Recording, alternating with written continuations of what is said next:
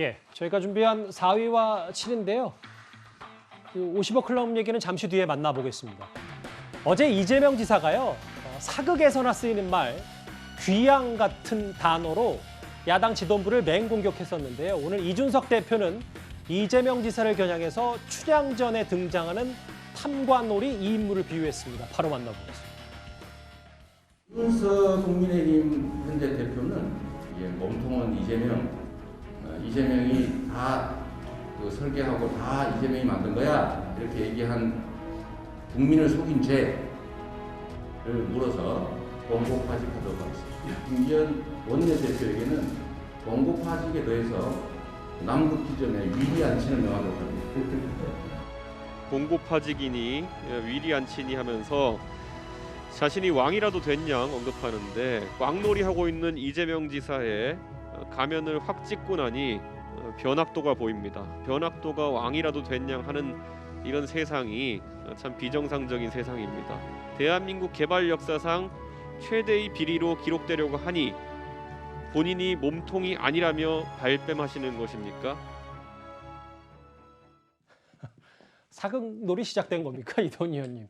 변학도 얘기, 탐관오리 얘기까지 이준석 대표가 맞받아쳤어요. 우선 그 이재명 지사로서는 조금 억울한 측면이 있을 거예요. 아까 그 관리 책임 또는 뭐 설계자로서의 책임, 뭐 나중에 이제 그 수사가 이루어져서 어떤 또 다른 뭐 책임을 질 상황이 될 수 있을진 모르겠지만 모든 게 다 이재명의 책임이다. 이거에 대해서는 분명한 억울함이 있을 것으로 생각을 합니다. 이해를 합니다. 그렇지만 야당 지도부에 대해서 무슨 뭐 봉고파직의 위리안치 파면해가지고 귀양 보내고 가두겠다는 뜻 아닙니까?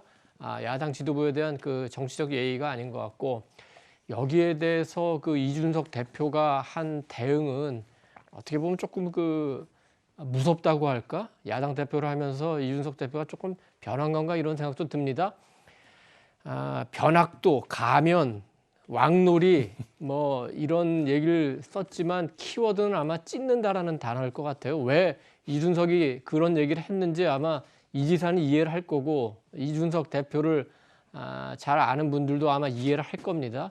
그렇다면 항상 오는 말이 고야 가는 말이 곱다고 이 지사도 야당과의 관계에서 아무리 그 역정이 나더라도 말은 조심해서 하는 게 좋을 것 같습니다.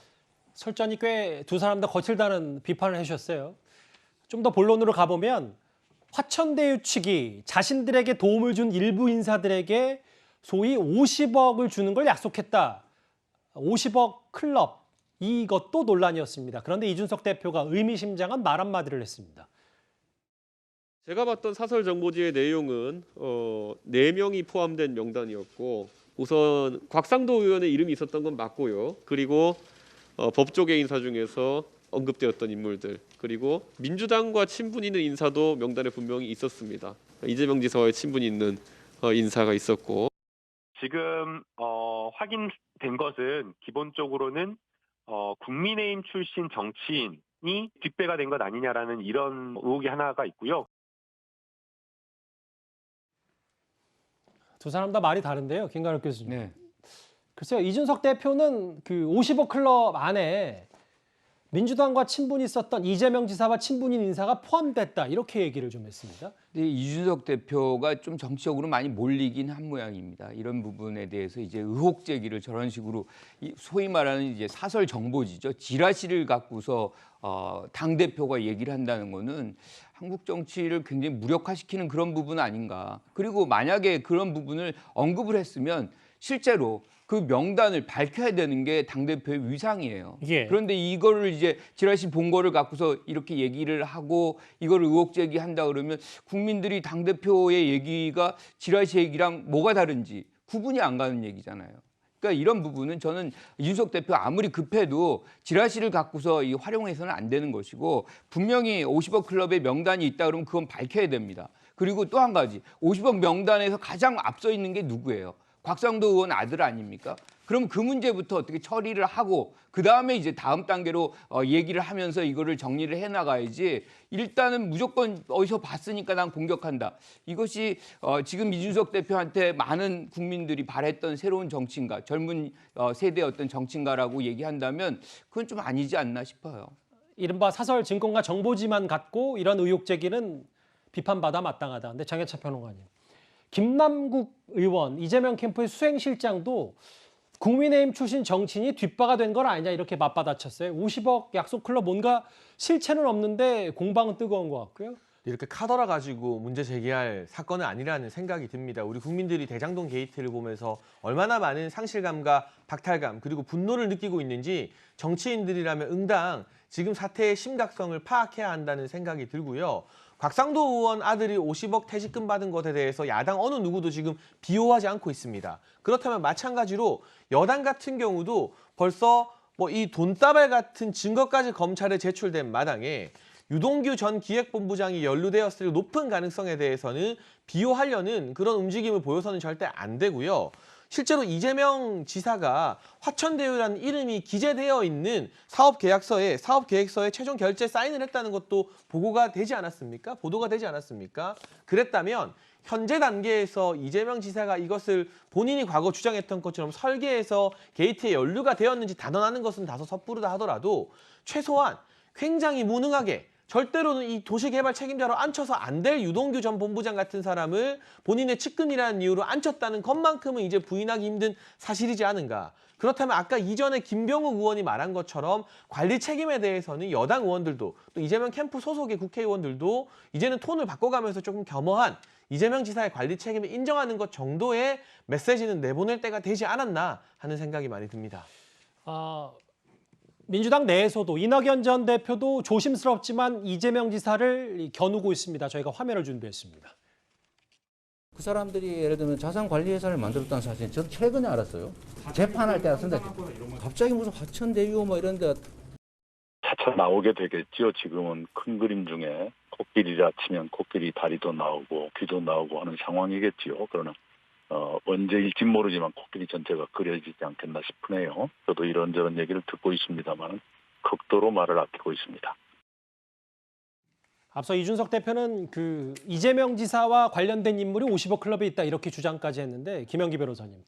근데 어제 저희 정치부 최선 기자의 단독 보도에 따르면 6년 전 내부 보고서, 화천대유 관련 내부 보고서에 이재명 당시 성남시장의 최종 결재가 사인이 있다.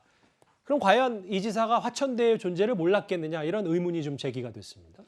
네, 이재명 지사가 스스로도 그렇고 타인들도 그렇고 일단은 능력은 있는 사람이라고 평가를 받지 않습니까? 그리고 변호사로서 지분 구조나 이렇게 이익 배분에 대해서 이해도가 결코 없을 사람이 아닙니다. 용역비 환수 계획이라고 하면 기본적으로 용역비를 환수하기 위해서 사업이익이 얼마나 되는지가 파악이 돼야 됩니다. 그 파악을 다 마치고 본인이 결재를 하였을 것이고 화천대유라는 이름 자체가 다소 생소한 이름이지 않습니까? 이 회사들에게 어떻게 되는지도 당연하게 이 보고서에 내용이 있을 것입니다. 그런데 이재명 지사가 이제 와서는 화천대유를 몰랐다고 얘기하는 것은 상식에는 다소 맞지 않다고 생각합니다. 예, 이도원 의원님. 네. 글쎄요, 물론 워낙 시장에게 올라가는 보고서들이 꽤 많기 때문에 이 지사가 하나하나 다 이거를 일일이 검토할 수는 없겠다. 라는 이 지사 입장이 있을 수 있더라도 화천대유가 명시된 보고서에 사인을 했다. 이것도 파장이 적지는 않을 것 같은데요. 지금 이 지사가 강조하는 게 당군 이래 최대 공익환수 사업 아닙니까? 그중에서도 핵심은 뭐냐면은 개발 사업은 대장동에서 하지만 또 개발은 제1공단에서 공원을 조성하는 게 이게 진짜 환수하는 거 아니냐 이걸 자랑해 왔기 때문에 이 부분은 굉장히 신경 써서 봤을 겁니다. 그리고 수백억도 아니고 수천억이 왔다, 조 단위가 왔다 갔다 하는 사업에서 누가 과연 민간 사업자로서 얼마의 수익을 가져갈까? 이거는 시장으로서 당연히 큰 관심사였기 때문에 오히려 화천대유를 몰랐다고 하는 것 자체가 조금 굉장히 부자연스럽습니다. 그리고 재판 과정에서 처음 들어서 알았다고 하는 것도 굉장히 부자연스럽습니다. 그렇기 때문에 화천대유라는 존재를 인정했어도 되는데 굳이 잘 모른다고 하는 게 뭔가 깨름칙한 게 있어서 그런 거 아니냐 그런 의심을 일으키게 되는 거죠.